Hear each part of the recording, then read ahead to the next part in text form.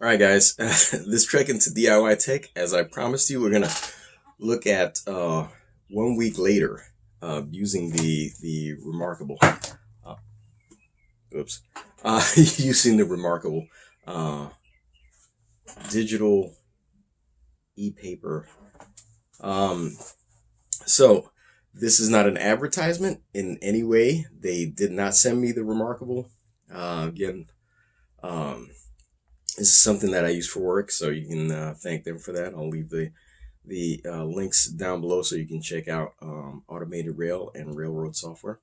Um, so after using this for 1 week, I can say this: it did increase my productivity when creating designs. So I'm fairly happy with it. What I'm just gonna I'm just gonna put it on the table here and go through a few things that I really liked about it. One of the things I must confess, in the last video, and I'll link to it up here. The last video, where we did the unboxing and the first impressions on it, I said that I wanted the sleep button and the USB port changed around, meaning, put the USB port on top and the button at the bottom. I changed my mind about that. After actually using it and plugging in, there's a extra functionality that you get when you're plugged into your laptop. But after using it that way, I like the USB plug at the bottom instead of at the top, and this button, the sleep button at the top, is kind of convenient when you pick it up. So if you're right-handed, if you're left-handed, I'm sorry, my dad was left-handed, so I love you people. But if you're if you're left-handed, it doesn't work out as well when you do it that way. But when I pick it up, my instinctually I reach for the button and I press it with my left hand as I pick the stylus up in my right hand. So it kind of works out for me. So in that sense, yeah, I do take that one back. The button and the USB port are they're in a perfect spot. So here we go. Let's take a look at the other features that I've used that are pretty cool. All right. So as I said before, this really is not a reader. This is really best suited to taking notes. If you need a reader, you're probably better off going with the Kindle. But yes, again, the features that are added into this one. This is really for taking notes. And one of the things I want to show you is so there are times when I do take notes and I have extra colors in there to mark things off. So for example, this design, I have features of the design in different colors, right? So so as you can see there, for that, I'm usually carrying, oops, sorry about that. Usually carrying a bag like this full of pens, pencils, and so forth. And so all of this, especially these. So I have these. If you don't know, these are this one's regular or fine. One of them is fine tip and one of them is regular tip. So you have a fine tip and then you have the regular tip. But they have the 4 colors on them, right? So I'm gonna show you that this one, the stylus would say call a marker for reMarkable. You can do this, and you have, all in there. You have your ballpoint pen, right? So you have these guys. You have the fine liner. You have the pencil that's in there. You have the mechanical pencil. You have your highlighter. marker, an actual marker. And you have the two sizes, right? So this is fine. And then you have the thick in there. Brush, which I don't get to carry, right? The fountain pen or calligraphy pen, which I used to carry. I don't carry anymore because, we had an accident with some ink one time. So that's done. But the cool thing about this is that if I want to go back to the ballpoint pen, I have the blue and the red here. Now I don't have the green, but on these guys, for some reason, the green was always dried when I tried to use it. And so it's very hard to use. And I kind of have, in recent times, have discarded that, using the green. So, but you have the blue, the red, and the black, and you're thinking, okay, so this is gray. You can't even tell. So what I'm going to do is I'm going to go ahead and I'm going to go ahead and record the screen. The laptop side of this, you can I'll just go ahead and go to the screen so you can see what that looks like. So here we go. Let's record this session here.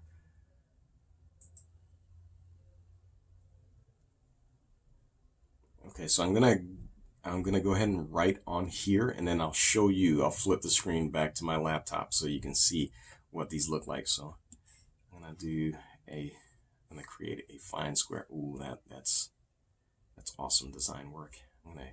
I'll use the different sizes. I'll go ahead and use the ballpoint pen, which is what the analogous to one of these guys. So I'll use that for this demonstration of what this looks like. And you can see the angle really changes the size. And so that's akin to me doing this with the ballpoint pen. And so now we're going to use the colors, right? So we're going to go to blue. And so imagine you're drawing a wire inside your circuit. You do that. And then we'll put some red in there so you can see what that looks like. Oh, I forgot about that one too. That's an awesome feature. Like if you drag and hold it, it actually straightens the line out for you. So we'll do a few lines like that so you can see what that looks like as compared to the other one that I just did.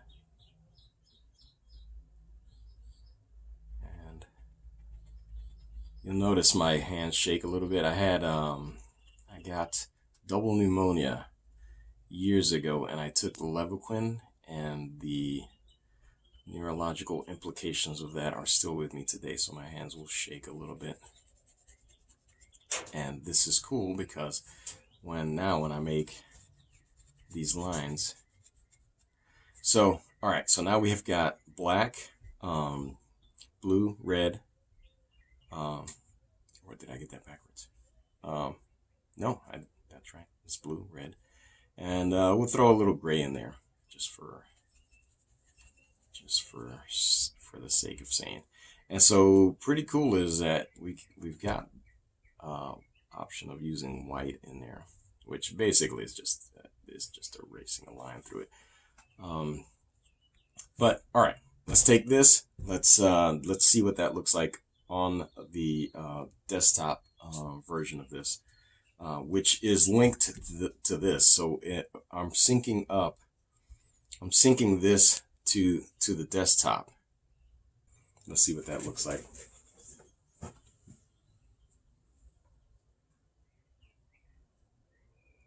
So you can see there that everything is there. We've got the black lines that I've made in each one of the different thicknesses, blue, red, and then the gray that I put out there with the white lines in there. So that's what that looks like. You can see that this really replaces this whole bag of pens and pencils, right? Has been replaced by this one writing implement. So that's one cool thing. The other thing that people have talked about is the look of this thing. So you can see it has a lot of different, it has these grays, it's white, and that doesn't bother me so much. Doesn't bother me so much because I'm used to having different covers on my notebooks, but I could see how that would, somebody who's stylish would have issues with that. But it's not a bad feel. This gives you a nice grip when you're holding it in your hand. But yeah, I can see people having issues with that. The other thing is we've got the battery life thing that everybody's talking about. Everybody's talking about this battery life not being what they want it to be. One of the things that you do have to realize when you're using this thing is that if you go into your menu, if you have integrations set up, meaning that you have this thing is syncing up to various the cloud, or you're syncing to your Google Drive, or you have it connected via Wi-Fi, right? So we have it connected via Wi-Fi. If you do have that on, it's going to use a lot more battery because it's going to periodically try to sync what you're doing, right? So what I do is I go in there and hit flight mode while you're not syncing stuff. That'll turn off the radios, and if you're paranoid, right? So like you see, there's no Wi-Fi going out. So if we go back to general, we turn off flight mode. When you go back to Wi-Fi, it's on. So that's one thing to look at if you want to extend the battery. Now I'm gonna say I was at the conference for 4 days, and I used this thing just about the whole time. And I didn't, and now it might not be as intense as an artist that's drawing like all day, like, 8 hours a day. I would say I was on there on and off 4 hours a day, like half the day I was updating, one of my latest designs. And, the battery didn't hit 50%. I was above 50%, that whole time. So I don't know if that means anything, but again, I was using, I had flight mode. Flight mode was on. And take it as you will. And it is what it is. All right. I do realize that when I said that about the battery usage and everything, it's kind of vague, and it didn't give you an idea of how I was using it when I looked at these features. So this is very subjective because I'm looking at specific features that I was looking for in this device. And so what I'm going to say is, when you have it plugged in, so I had it plugged in at various times over 2 days. So I initially, charged it full, used it, and then I charged it, so I used it that way for 2 days. And what I was using it for is when you plug this in and you have your laptop plugged in, you can use this just like a cloud drive, and you can use your web browser to go in there and move files around and do all of those hard drive management stuff from your laptop, and create folders, do all that kind of stuff on here through your laptop using the web browser.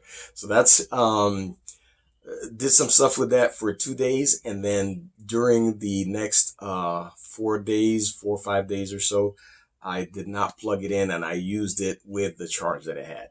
So I just wanted to get that in there in case there was a little bit of confusion on how I was using it, and the USB and charging and all of that. Anyway, back to the video. For how thin this thing is and the overall size of it, it's physics, right? Is there's only so much battery you can have stuffed in here.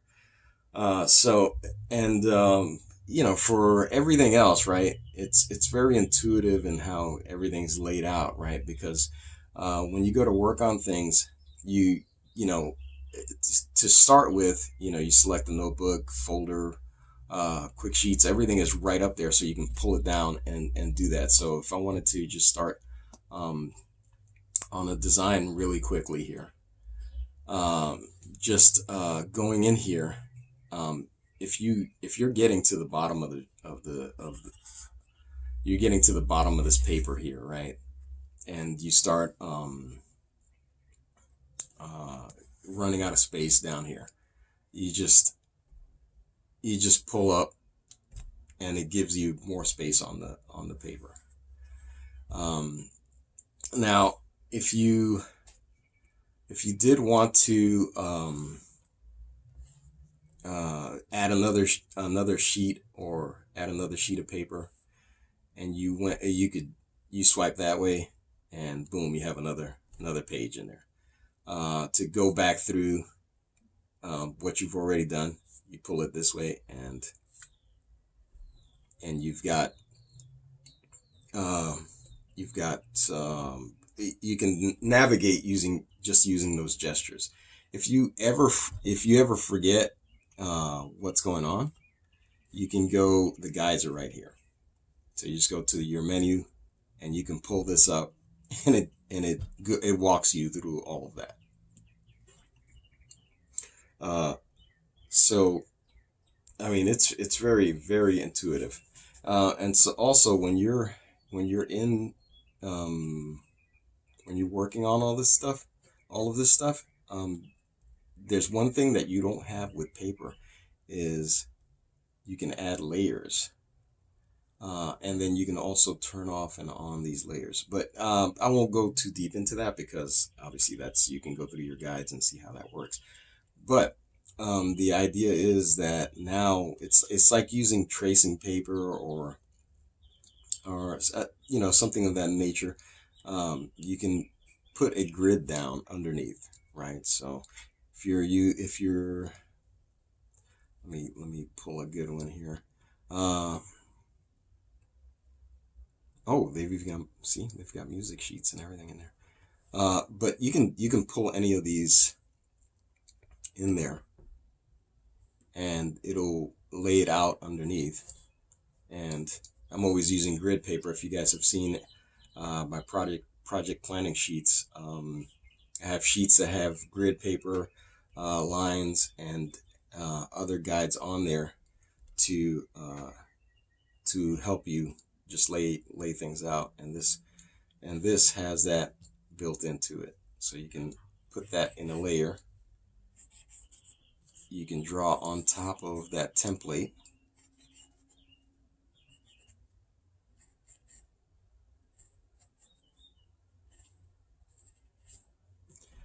and then you can go back to your layers and make that disappear. Or you can even make that layer that you just drew on disappear. And here's layer number 1 is still there.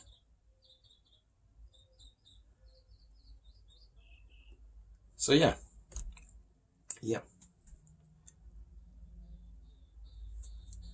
There you go.